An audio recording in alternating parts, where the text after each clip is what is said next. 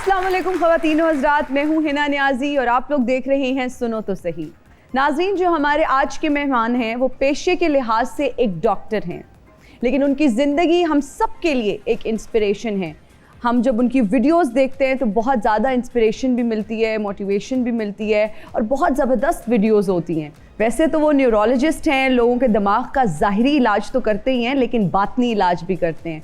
Please welcome doctor Khalid Jameel. अस्सलाम वालेकुम, welcome to सुनो तो सही। कैसे हैं डॉक्टर साहब? Thank you very much and I'm feeling very good to be here. Thank you so much for being part of our show. मुझे ये बताइए कि स्क्रीन पे व्यूअर्स जो हैं उनकी तादाद ज़्यादा है, पेशेंट्स की तादाद ज़्यादा है या फिर सब्सक्राइबर्स की तादाद ज़्यादा है? I think viewers की तादाद हमेशा ज़्यादा होती है। ज़्यादा होती है। और असल में वो जब आप कोई कंटेंट क्रिएट करते हो तो प्राइमरीली आपका ये होता है कि कोई इन्फॉर्मेशन मैं ऐसी पहुंचा सकूं जिससे लोगों को विदाउट रीचिंग अ डॉक्टर थोड़ा बहुत अंदाज़ा हो जाए। तो ये रख के जब आप बनाते हैं तो फिर व्यूअर्स फिर आपको ज़्यादा आपके साथ एंगेज हो जाते हैं। अच्छा, डॉक्टर्स का वैसे हम जब सुनते भी हैं और देखते भी हैं कि डॉक्टर्स का पॉइंट ऑफ व्यू ये होता है कि हमारे पास आएँ, क्लिनिक में हमें विजिट करें, अपना प्रॉपर मुआयना कराएं और फिर हम प्रिस्क्राइब करेंगे। लेकिन आप इनकी जो वीडियोस हैं वो देख के लोग घर बैठे ही अपना इलाज कर लेते हैं। तो कभी ये सोच आई कि यार अगर ये वीडियोस लोग देख रहे हैं तो फिर मेरे पास कौन आएगा? देखिए, अच्छा डॉक्टर वो होता है कि जिसके पास पेशेंट एक दफ़ा आए और दोबारा ना आए। दोबारा तभी ना आएगा अगर वो ठीक हो जाएगा। ठीक हो जाएगा। So that's a definition of a good doctor. Good good, बिल्कुल। और ये because it's a very noble profession. और दूसरी बात यह है कि जब आप कोई चीज़ सुनते हैं या देखते हैं सोशल मीडिया के ऊपर, तो उसका मतलब ये भी नहीं होना चाहिए कि आप सेल्फ मेडिकेशन शुरू कर दें। आपको एक रास्ता बता दिया जाता है कि अगर ये चीज़ें हैं तो ख़तरनाक हो सकती हैं। अच्छा, कुछ लोग होते हैं जो दिमाग का इस्तेमाल ही गलत कर रहे होते हैं, क्या उनका भी कोई इलाज है? देखिए, दिमाग जो है ना, it is very important to understand. हमारा जो ब्रेन है ना, इसका सबसे बड़ी खामी ये है कि ब्रेन रियलिटी और परसेप्शन का फ़र्क नहीं समझता। मतलब आप अगर कोई चीज़ सोच लेना, सिर्फ सोचें तो ब्रेन को लगता है कि ये हो गई है।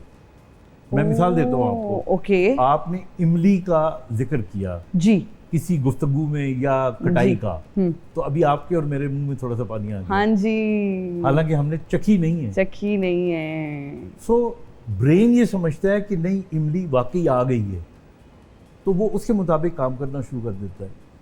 तो अगर आपके अंदर खौफ पैदा होगा किसी चीज़ का तो ऑटोमेटिकली वो हो जाएगा। अगर आप अंदर से अगर आप खुश होंगे तो वो खुशी बाहर भी आपके आ जाएगी। मैं हमेशा कहता हूँ, जो लोग कुत्ते के काटने से डरते हैं ना, कुत्ता उनको हमेशा काटता है। हाँ, ट्रू। और उसकी वजह क्या होती है आपको भी देखिएगा। जी। जो कुत्ते से नहीं डरता ना, तो अगर कुत्ता बैठा हुआ होगा तो आराम से सीटी बजाता हुआ गुजर जाएगा अपने मन में। और जो डर रहा होगा ना, वो बार बार कुत्ते की तरफ देखिएगा कहीं काट ना ले। अब काट को लग रहा होता है और वहाँ कुत्ता समझ रहा होता है कि ये मुझे बार बार देख रहा है, पता नहीं मुझ पे हमला ना कर दे, तो उससे पहले इसी वो काट लेता है। तो this is positive thinking. Positive thinking की हम अक्सर बात करते हैं डॉक्टर साहब, और बहुत सारे मोटिवेशनल स्पीकर्स भी इस पर बात करते नजर आते हैं। पॉजिटिव थिंकिंग के बारे में बात करना शायद आसान है, लेकिन उसको अपनी ज़िंदगी में इम्प्लीमेंट करना मुश्किल है। किस तरह से आप अच्छा सोच सकते हैं जब ज़िंदगी में परेशानियां हैं, दुख हैं, मुसीबतें हैं, बीमारियां हैं, महंगाई है, और फिर जब आप पाकिस्तान जैसे मुल्क में रहते हैं जहाँ कभी भी सैलाब आ सकता है, खुदा ना खास्ता, इस तरह की चीज़ें भी होती रहती हैं, कभी जंग लग गई, तो वो ये खुशी कहाँ से आए और पॉजिटिव सोच कहाँ से आए? जब आप स्क्रॉल करते हैं तो नज़र आता है जी फलां जगह पे इस बच्चे के साथ ये ज़्यादती हो गई, यहाँ पर पेट्रोल की कीमत बढ़ गई, आप खबर लगा लें, आप कोई न्यूज़ चैनल देख लें, कहीं पर खुशी की खबर नहीं है। इस सब में रहते हुए, ये सब सुनते हुए, कैसे दिमाग को पॉजिटिव थिंकिंग की जानिब लेकर आएँ? जी देखिए, वासिफ साहब ने कहा था कि मुश्किलात जो होती हैं वो हालात में नहीं होती, ख्यालात में होती हैं। वाह, ठीक है ना। तो ये सारा माइंडसेट होता है कि आप परसीव किस तरह करते हो। तीन चीज़ें जो इम्पोर्टेंट हैं जो मैं समझता हूँ। पहली बात तो आपने जिक्र किया मोटिवेशनल स्पीकर्स का, अब मैं primarily I think I never get impressed by a motivational speaker, क्योंकि मोटिवेशनल स्पीकर वो होता है कि जिसने कोई चीज़ पढ़ी होती है और आपके सामने रिप्रोड्यूस कर दी होती है। I believe in inspirational speaker. फ़र्क ये होता है कि इंस्पिरेशनल स्पीकर ने पहले वो काम खुद करके दिखाया हुआ होता है, उसने पहले टॉक किया हुआ होता है, उसने पहले एक हद अबूर की होती है और वो अपने एक्सपीरियंस के बेस पे कह रहा होता है कि मैंने ये किया और मैं कामयाब हो गया। This is the truth. तो इसलिए एक तो लोग इंस्पिरेशनल स्पीकर्स को सुना करें, नंबर 1। नंबर 2, हमारे यहाँ 3 चीज़ें बड़ी तंग करती हैं ब्रेन को, एक डिप्रेशन, एक एंजाइटी और एक स्ट्रेस। सादे लफ्ज़ों में मैं आपको बताऊं, अगर ये आपको समझ में आ जाए तो मोटिवेशन या पॉजिटिव एनर्जी आ जाएगी। जो आपकी ज़िंदगी में माजी में हादसात कोई खुदा न खास्ता पेश आए ना, उसका जब रिफ्लेक्शन आपकी बॉडी में आता है तो डिप्रेशन होती है। ऐसे ही है, काश ऐसा ना होता, क्यों मुझे नुकसान हो चुका है नुकसान। अब जो चीज़ हो चुकी है उसको अंडू तो नहीं कर सकते ना, so we should not worry about it. Anxiety, anxiety हम उसे कहते हैं जो अभी हुई नहीं है, यानी फ्यूचर में होना है उसने, हो सकता है ना भी हो, तो हम पहले से ही डर रहे होते हैं कि यार ऐसा ना हो जाए, ऐसा ना हो जाए, तो वो तो अभी हुआ ही नहीं है। तो इसलिए डिप्रेशन, एंग्जाइटी तो सिर्फ इस सोच से आप ख़त्म कर सकते हैं ना। ठीक है। अब आ जाते हैं स्ट्रेस के ऊपर। स्ट्रेस होता है कि जो वक्ती तौर पे आप कोई काम कर रहे हो तो आपको प्रेशर आ रहा है और आप बहुत वक्त कम हो गया आपके ऊपर तो टेंशन हो गई, या कोई और आपको किसी की सिफारिश आ गई तो टेंशन हो गई। आई थिंक उसको डील करने के लिए मल्टीटास्किंग आनी चाहिए शख्स को। और मल्टीटास्किंग के लिए अगर आप खुद को स्ट्रॉन्ग करते हो तो 3 चीज़ें बस याद रखें। नींद 7 से 8 घंटे की पूरी करें। अच्छा। हाँ, इट इज़ सो इम्पॉर्टेंट। आपकी सारी रिपेयर ब्रेन की और बॉडी की जो होती है वो इस वक्त में होती है। सो पीपल, दुनिया के सारे जो अच्छे कामयाब लोग होते हैं, they always have a good sleep. Quantity of sleep does not matter. बाज़ लोग बहुत कम घंटे सो के क्वालिटी ऑफ स्लीप ले लेते हैं। एंड नंबर 2, उनकी अपनी तबीयत के अंदर जो है ना फॉरगिवनेस होनी चाहिए, माफ़ करना आना चाहिए। और तीसरी चीज़ मैं आपको बताऊं, जो मैं बहुत ज़्यादा अपनी तकालीफ को दूर करने में मुझे बहुत हेल्प दी है, वो ग्रेटिट्यूड है। शुक्र करना। कोई एक गिलास पानी भी पिला देना, आप शुक्र अदा करें। आपको जब शुक्रिया कहना आ जाएगा ना, तो उस शख्स की पॉजिटिव एनर्जी ट्रांसफॉर्म हो जाएगी आपके अंदर। और अल्लाह का जब आप शुक्र करें, जब अल्लाह का आप शुक्र, तो सोचे कितनी बड़ा ग्रेटिट्यूड वो है। डॉक्टर साहब, आपने स्लीप के बारे में बात की कि 6 से 7 घंटे सोना लाजमी है, और फिर आपने क्वालिटी स्लीप की बात की। What is quality sleep? सादे लफ्ज़ों में, if you want to have a good sleep, have a proper time and a fixed time to sleep every day. Number 2, कमरे में अंधेरा होना चाहिए, आपकी ये phone and everything should be switched off. और नंबर 3, दिन को थोड़ी बहुत एक्सर्शन ज़रूर करनी चाहिए। ओके, तो you will have a good sleep. अच्छा, बहुत सारे लोगों की ये भी आदत होती है कि वो सोते तो चाहे 9 घंटे हैं, 8 घंटे हैं, लेकिन जब आँख खुलती है फ़ोन देखते हैं। और ये हमारी जनरेशन का मसला है कि हमने सर के साथ फ़ोन रखा होता है, हम करवट भी लेते हैं तो हम देखते हैं अच्छा नोटिफिकेशन, आंखें बंद हैं, एक आंख बंद है लेकिन हम नोटिफिकेशन देख रहे हैं, अच्छा फलां का मैसेज आया, फिर नींद में अक्सर रिप्लाई भी कर रहे होते हैं। How dangerous is this habit for our health? हमारे ब्रेन के लिए कितनी खतरनाक चीज़ है? I think this is very important point आपने किया। देखिए, मैं आपको बताऊं, ब्रेन के अंदर ना 4-5 किस्म की वेव्स होती हैं। ओके। मैं बहुत तफसील में नहीं जाता। अल्फा, बीटा, थीटा, ठीक है, और डेल्टा और गामा, ये वेव्स होती हैं। जब आदमी सो रहा होता है तो वो उस वक्त होता है डेल्टा वेव्स के अंदर जी। जब वो उठता है तो थोड़ी देर के लिए वो थीटा वेव्स में आता है। अच्छा। और उसके बाद जब एक्टिविटी करता है तो वो बीटा वेव्स में आता है। अच्छा, अब इसकी मिसाल आप एक गाड़ी की ले लें। यानी आप जब सुबह उठ के अपनी गाड़ी स्टार्ट करते हैं तो अगर आप उसको थोड़ा सा गर्म किए बगैर ही एकदम ऑन करें और चौथे गियर में डाल के भगाना शुरू कर दें, what will happen to the engine?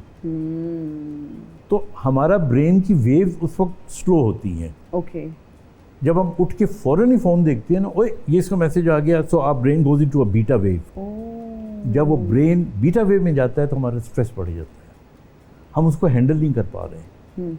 एक और चीज़ बता दूं, जो मौके की मुनासबत आई है, मैं हमेशा कहता हूं कि लड़के लड़कियों को ख़ास तौर पे 12 बजे व्हाट्सएप बंद कर देना चाहिए। उसकी वजह क्या है जी? उसकी वजह ये है कि 12 बजे नींद आनी शुरू होती है और brain goes into a theta wave. Theta wave imaginary creative wave है। इसमें बाज़ औक़ात आप कुछ ऐसे वादे कर लेते हो, मतलब उस वक्त आपका जहन मान नहीं रहा होता, लेकिन किसी ने एक हार्ट फेंका तो आपने 3 फेंक दिए। कोई कमिटमेंट कर लेते हो which you really don't mean it. अच्छा, तो रात को ना कोई कमिटमेंट करें, ना कोई वादे करें, और ये जो आजकल की जनरेशन है, फ़ोन पे लोग बात करते हैं, किसी से दोस्ती है, ये बातें, वादे, ये सारी चीज़ें ख़त्म कर दें एक हद तक। और ये जो फ्योंसी से बात करना रात को, ये क्या, ये दुरुस्त है? कर सकते हैं उधर लेकिन what I am trying to say is कि आप जब थीटा वेव के उस दबाव में होते हैं जी, तो बहकने का डर होता है। ओके। तो इसलिए आप इस्तेमाल करें, एहतियात से इस्तेमाल करें, मना तो नहीं हम कर रहे हैं, लेकिन ये देख लें कि बाज़ औक़ात वो बातें जो आपने उस रिदम में कही होती हैं, may be you don't mean it. अच्छा, तो वैसे भी अगर कोई रात को आपको कोई वादे कर रहा है, कोई यकीन दिला रहा है किसी चीज़ का, तो please be very cautious after 12। अच्छा डॉक्टर साहब, वैसे अगर आधे पाकिस्तान के नौजवान ये आपकी बात मान लें तो व्हाट्सएप का क्या बनेगा? वो तो उनकी तो ऐप चलनी बंद हो जाएगी, जो हमारे मुझे लगता है पाकिस्तान के नौजवानों की वजह से चल रही है, जो रात को ही व्हाट्सएप में लगे होते हैं। मुझे मालूम है वो बंद भी नहीं करेंगे और मुझे बुरा भला भी कह देंगे, लेकिन मैं तो देखिए I speak like a father. इसी अभी जो जिस एज ग्रुप में हम लोग आ जाते हैं, तो we have to teach our children, we have to tell them. और मेरा तो बड़ा आसान तरीका है, मैं कभी किसी को, अपने बच्चों को भी फोर्स नहीं करता कि तुमने ये करना है। आई जस्ट टेल देम ये 2 रास्ते हैं, that is how it should be. Great. हाँ, तो तुम चूज कर लो। बहुत अच्छी बात की डॉक्टर साहब आपने। ओ डॉक्टर बनाया, डॉक्टर बनाया, डॉक्टर बनाया आपने। हैं, आपको मेडिकल कॉलेज ने नहीं डॉक्टर बनाया? लो, मेडिकल कॉलेज दे मैनू अंदर नहीं उन्होंने वड़न देता, तो मैं किथों बनना सी। मुझे तो वैसे ये हैरानी हो रही है आपको देख के कि आप डॉक्टर कैसे बने। लो, पाकिस्तान च डॉक्टर बनना केड़ा मुश्किल है। 5 साल किसी अच्छे डॉक्टर ना लाओ, तुसी डॉक्टर तैयार हो, ਉਹਦੇ ਨਾਲ ਹੀ नवा क्लिनिक खोल लो, ਤੁਹਾਡਾ क्लिनिक ਉਹਨਾਂ ਤੋਂ ज़्यादा चलेगा। तौबा, वैसे इतनी बातें बता बैठे, अब ये भी बता दें कि आप कौन है, तारुफ करवाएं अपना। मेरा नाम है डॉक्टर हसीनो जमील। अच्छा, हसीनो जमील। वैसे हसीन होने से उतना ही आपका ताल्लुक है जितना आपका मेडिकल से है। जी जी। अच्छा, मुझे ये बताएं कि आप किस मेडिकल कॉलेज से क्या स्पेशलाइजेशन की है, किस चीज़ के डॉक्टर हैं? मैं हर चीज़ का डॉक्टर हाँ। मर्ज जेड़ा मर्जी होवे, मैं 8 गोलियां दिना, कोई तो गोली लगेगी ना। 8 गोलियां? अगर 8 की 8 गोलियां असर ना करें फिर मैं मरीज नूं तवी धागा दे देना, वो खुश हो जाता और ਉਹਦੇ ਨਾਲ रिलैक्स फील करता है। ये डॉक्टर साहब ऐसे मरीजों के बारे में क्या कहेंगे जिनको लगता है कि हमें कोई रूहानी मसला है? पहले ऐसे डॉक्टरों के बारे में ना मैं कुछ कह दूं। प्लीज डॉक्टर साहब प्लीज। हसीनो जमील माशाल्लाह, इसमें तो कोई शक नहीं है। जी जी जी। तो हमारे यहाँ एक ज़माना था कि आप जितनी दफ़ा भी फेल हो ना जी, मेडिकल कॉलेज से निकालते नहीं थे जी। हमारा एक क्लास फेलो था जो हमसे भी कई 10-20 साल पहले किसी का क्लास फेलो होता चला गया। जी। और हमारे एक प्रोफेसर थे, जिस दिन वो रिटायर हुए जी, यानी 30 साल की नौकरी के बाद जी, उस दिन उनका फाइनल इम्तिहान पास हुआ था और वो डॉक्टर बने थे। ये वही तो नहीं है? नहीं, बस कोट ऐसे ही था, शक्ल का ज़्यादा नहीं पता। मैं तो डॉक्टर साहब का बड़ा फैन हैगा। अरे वाह। जो भी जाके लोगों ਨੂੰ ਦੱਸਦੇ ਨੇ ਨਾ, ਉਹ मैं अगे दस देना तो मेरी गल बन जाती है।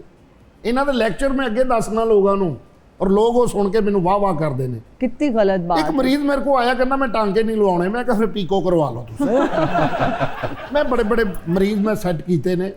हाँ जी, जिन्हों मैं दवाई दी है जनाजे में मैं कंधा भी दिता है। अल्लाह माफ करे, अल्लाह। जिस वेले मैं क्लिनिक पाया सी तो टावा टावा कबर सी, रौनक मेरी वजह ना लगी। कहाँ से आते हैं ऐसे डॉक्टर्स? सर मेरे को एक मरीज आया कहना वेखो मेरा गिट्टा नीला हो गया, मैं कहते लाना पेगा, मैं वह गिट्टा लाता। अगले दिन फिर आया कहना जी हुण तो पिन्नी भी नीली हो गई है, मैं वो भी लाती। और बाद पता चले वो पेंट रंग छड़ रही सी।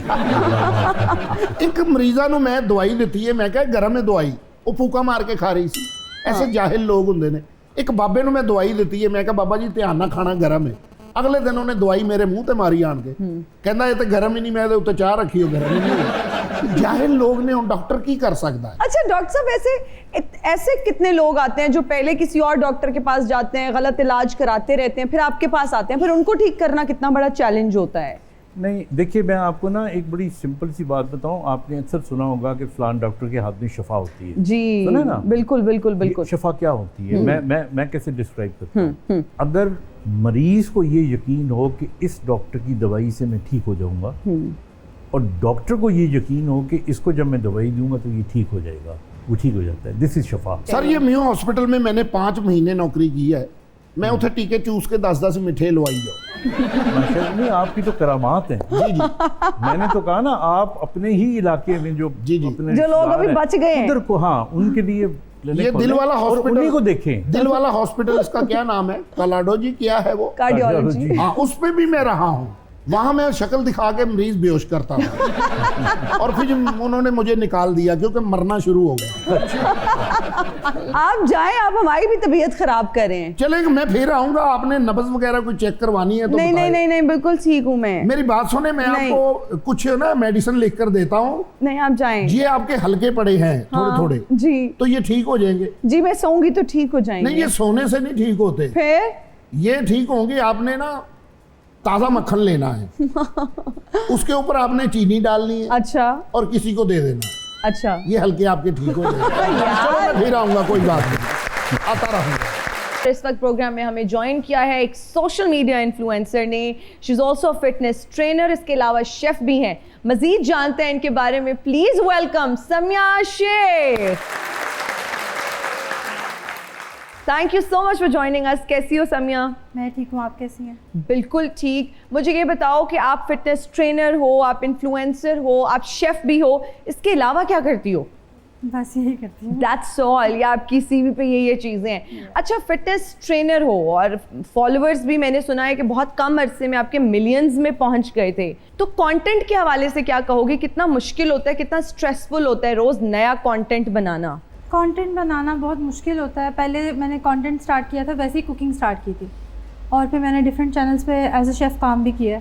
और उसके बाद अब कंपटीशन इतना हो गया कि आपको हर हफ्ते कंटेंट चेंज करना पड़ता है। अब कंपटीशन बहुत ज़्यादा हो गया, तो कंटेंट बनाना बहुत मुश्किल है। तो कुकिंग की क्लासेस ली, प्रॉपर कुकिंग कोर्स किया? कैसे कुकिंग आती थी आपको? मुझे बचपन से खाना बनाने का शौक है। अच्छा, मेरी मदर है, वो बहुत अच्छा खाना बनाती है, तो मैंने उन्हीं से सीखा। बिल्कुल ठीक है। अच्छा, फिटनेस ट्रेनर्स, तो आप क्या जुम्बा डांस भी कराती हैं? मैं क्लासेस ही करवाती हूँ। मैं इंटरनेशनल सर्टिफाइड हूँ। मैंने अभी बल्कि लेवल 2 की सर्टिफिकेशन ली है दोबारा से, वो भी इंटरनेशनल है। अभी मैं लेवल 3 करी थी आगे। मैंने 2019-20 में क्विट कर दिया था। मैंने 6 इयर्स जॉब की है पहले और काम किया है सारा, लेकिन उसके बाद मैं सोशल मीडिया फील्ड में आ गई और फिर उसके बाद शेफ़ वाली फील्ड में आ गई। अच्छा, तो अब मैंने अपना क्लोथिंग ब्रांड स्टार्ट किया। जी जी जी जी जी जी बिल्कुल, वो भी मैं देख रही थी। अच्छा, आपने कहा आपने इंटरनेशनल सर्टिफिकेशन है आपके, तो कहाँ से आपने ये कोर्स किया? बाकू से। बाकू से किया। बाकू की कोई एकेडमी है, कोई सेंटर है ऐसा? कहाँ से, कौन से इंस्टीट्यूट से? उनका एक जिम है, मतलब वहाँ पे QUI के नेम से, तो वो बाकू में, वहाँ पे आपको इंटरनेशनल क्लासेस देते हैं, जैसे मैंने जुम्बा की क्लासेस दी हैं। अच्छा, कुछ टिकटॉकर्स के गिर्द हम देख रहे हैं कि घेरा तंग किया जा रहा है। Do you think this is correct? असल में अब जो हमारे लोग हैं वो क्रिंज कंटेंट ज़्यादा लाइक करते हैं। वो अच्छे कंटेंट के लोगों को ज़्यादा अब मतलब नहीं देखते। जो क्रिंज कंटेंट बनाते हैं, गंदा कंटेंट बनाते हैं, लोग उनको ज़्यादा देखते हैं। ये क्या बात हुई? नहीं, एक आप, क्योंकि लोग आपको बहुत ज़्यादा देखते हैं, आपके कंटेंट को बहुत पसंद करते हैं, so this is what you are trying to say that your content is cringe? नहीं मतलब जिनके अब आप, मतलब किसी ने अगर अपने फॉलोअर्स बढ़ाने हैं तो वो कोई ऐसी चीज़ लेकर आएगा। अच्छा, आप कह रहे हैं लाइमलाइट लेने के लिए? हाँ, लाइमलाइट लेने के लिए वो ऐसी कोई चीज़ लेकर आएगा, वो करेगा तो लोगों का ध्यान वहाँ पे हो जाएगा, क्या हो रहा है, क्या करना है, क्या चीज़ें, और अजीब अजीब सी। इसलिए टिकटॉक की ज़्यादा हाइप कम हो गई है और गलत साइड पे चली गई है। 2019 से टिकटॉकर्स वो तो बहुत अच्छे हैं, वो तो अभी भी जितने भी हैं, कवल हैं, जितनी भी इन्फ्लुएंसर्स हैं, हेरा, कवल, बहुत अच्छे जा रहे हैं, मधिया वगैरह। ठीक है डॉक्टर साहब, आप क्या कहेंगे? जैसा से अभी सम्या ने भी पॉइंट आउट किया कि जो क्रिंज कंटेंट है वो शायद ज़्यादा लोग देखना पसंद करते हैं, बट आई डिसएग्री। मुझे लगता है कि एक स्पेसिफिक क्लास को आप फिर केटर करते हैं, क्रिंज कंटेंट बनाते हैं। तो आई थिंक एग्जैक्टली, असल में होता ही है कि जो आपका ब्रेन है ना, ये जिस इंफॉर्मेशन की न्यूसेंस वैल्यू होती है ना उसको जल्दी एक्सेप्ट करता है। और हमारे यहाँ लोग शैलो कंटेंट बनाते हैं। उसका रीज़न ये होता है कि you see for a good content you have to need to go into a research, और फिर एक खास संजीदा तबका है जो उसको देखना चाहता है। अभी टिकटॉक जो है ना, इसमें आप अगर इसका वैसे एक जायज़ा लें तो आपको एक अर्बन टिकटॉक्स बिल्कुल डिफरेंट मिलेंगे, रूरल टिकटॉक हालांकि आप देखिएगा कि उनके फॉलोअर्स बाज़ औक़ात और सब्सक्राइबर बहुत बड़ी तादाद 2-4 लोग ऐसे भी थे जो बड़े मशहूर हुए and then you know they were actually gone out. जी, सो आई थिंक गवर्नमेंट को एक पैरामीटर सेट करना चाहिए। People should not go beyond that. Samya, मुझे ये बताओ कि जब हम कंटेंट की बात करते हैं, जिस तरह से हमने कहा रिस्पॉन्सिबिलिटी बहुत ज़्यादा है, आप जब सुबह उठती हो कंटेंट खुद डिज़ाइन करती हो सुबह उठ के कि आज मैंने ये करना है, दिन को इस तरह से डिज़ाइन करना है, या नहीं थॉट प्रोसेस एक है जो सोते हुए भी चल रहा होता है, कल ये इस पे वीडियो बनाऊंगी, ये इस तरह से अब वीडियो नेक्स्ट बनाऊंगी?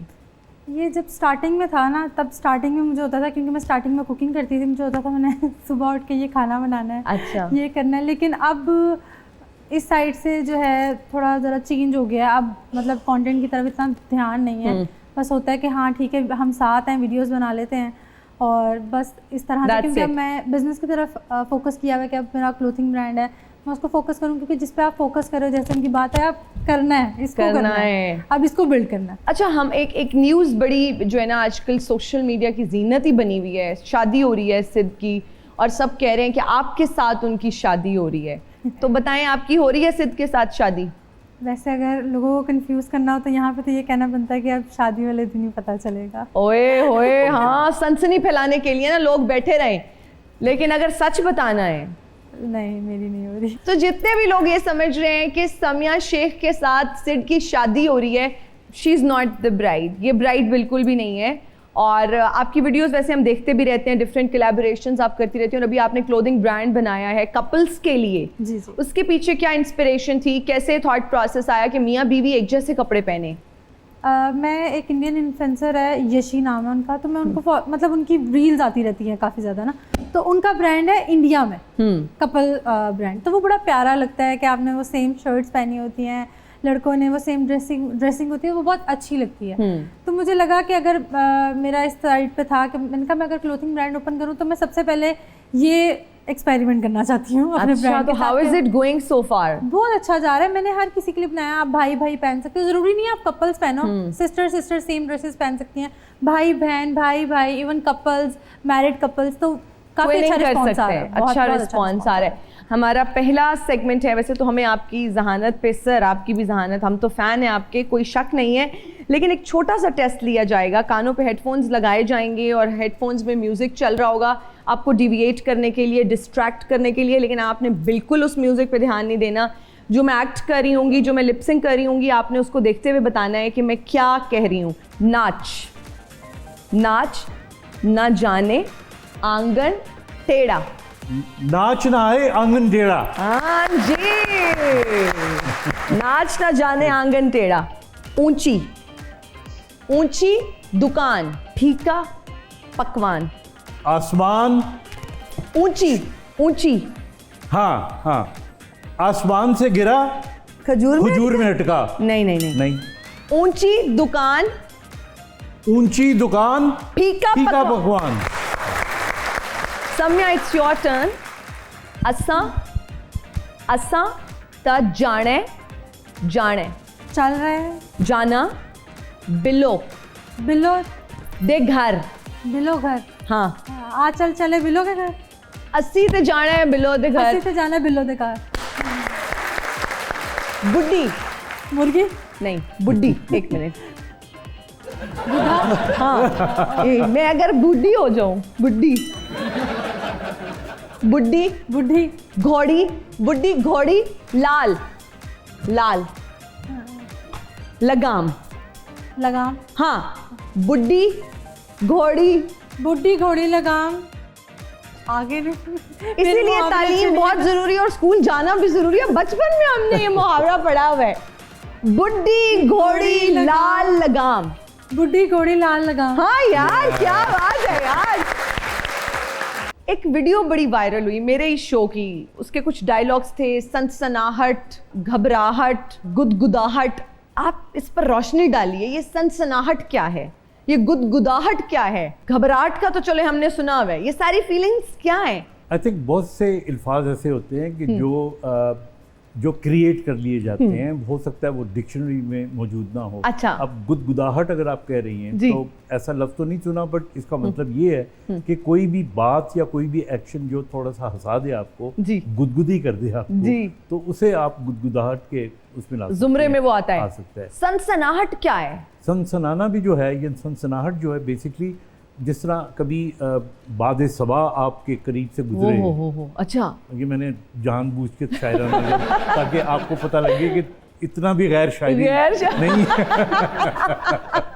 तो कोई सरकती हुई आवाज़ या कोई हवा वो चले तो वो जो फीलिंग होती है आपको, वो सनसनाहट होती है। फरफराहट क्या है? आई थिंक फरफराहट का तो फिर मतलब ये होना कि फ्लुएंसी, यानी आप फराफर हर चीज। अच्छा, इंटरेस्टिंग। डॉक्टर साहब थैंक यू, आपने हमारे लिए आसानी कर दी है। अब गुदगुदाहट, सनसनाहट, फरफराहट समझने में ना आसानी हो गई है, थोड़ा फीलिंग्स को हम वो प्रोसेस कर पा रहे हैं। अच्छा डॉक्टर साहब, आज हम आपको हीरो कास्ट करने जा रहे हैं, ठीक है? माशाल्लाह से ज़बरदस्त पर्सनालिटी।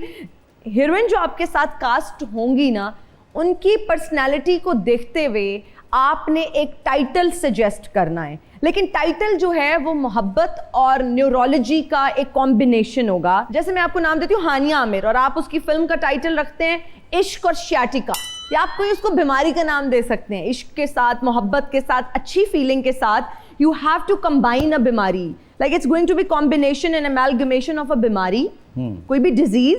सो पहला नाम है कैटरीना कैफ के साथ आते हैं फिल्म में, what would be the title? Beauty and बैके। मैंने कहा और तो कुछ नहीं, रिदम तो आएगी ना। अंजुमन जी आपके साथ फिल्म में आती हैं, what would be the title? Wrestling in disguise. Wrestling in disguise, okay ठीक है। बाबरा शरीफ साहिबा आपके साथ अगर फिल्म में आती हैं, what would be the title? सुकून और मोहब्बत। सुकून, बीमारी तो इसमें कहीं भी नहीं है, न्यूरोलॉजिकल और डिसऑर्डर। बड़ी बीमारी क्या होती है? ओए होए, मोहब्बत को ही बीमारी कह दिया भाई, क्या बात है। साइमा जी अगर आपके साथ आती हैं? Dance and headache. Reema ji? सनसनाहट और खिदमत।